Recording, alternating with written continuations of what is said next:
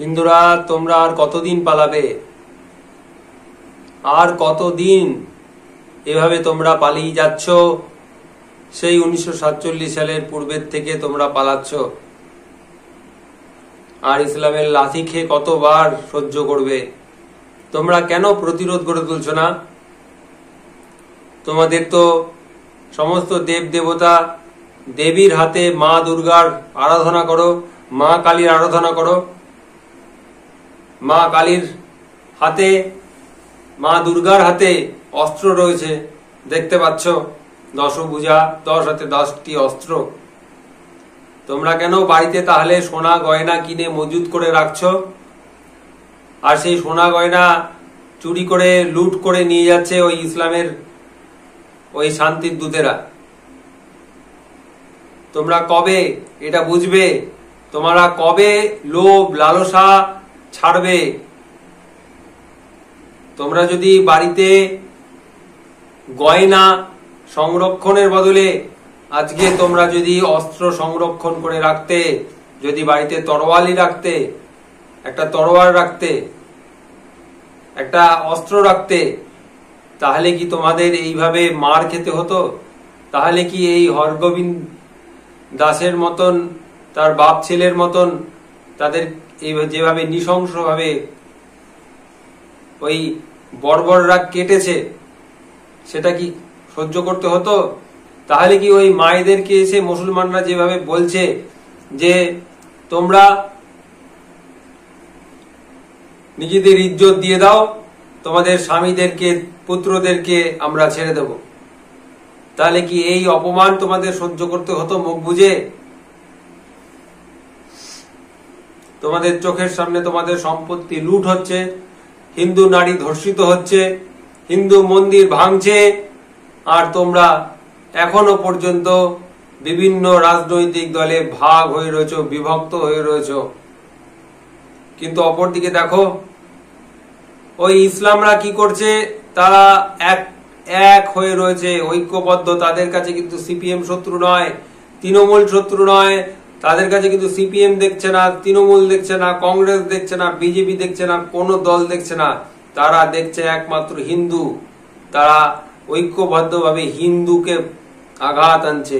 তারা সেখানে তৃণমূল হিন্দুকেও আঘাত আনছে, সিপিএম হিন্দুকেও আঘাত আনছে, বিজেপি হিন্দুকেও আঘাত আনছে, কংগ্রেস হিন্দুকেও আঘাত আনছে।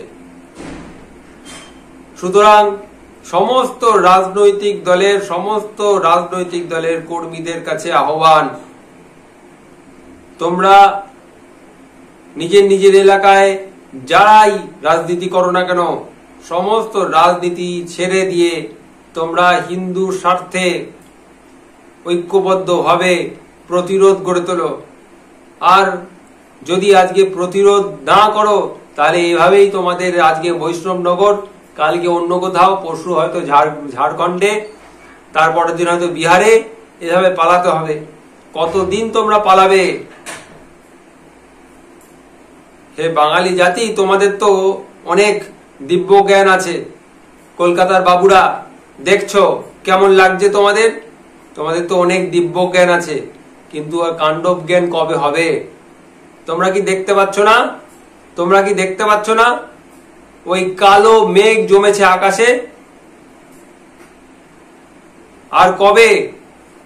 তোমরা দেখতে পাচ্ছ না যে কলকাতার বুকে কিভাবে অসুরেরা তাণ্ডব করছে? তোমরা দেখতে পাচ্ছ না park circus, garden bridge, Khidirpur, Metia Buruz? তোমরা কোথায় পালাবে? কে তোমাদের বাঁচাবে?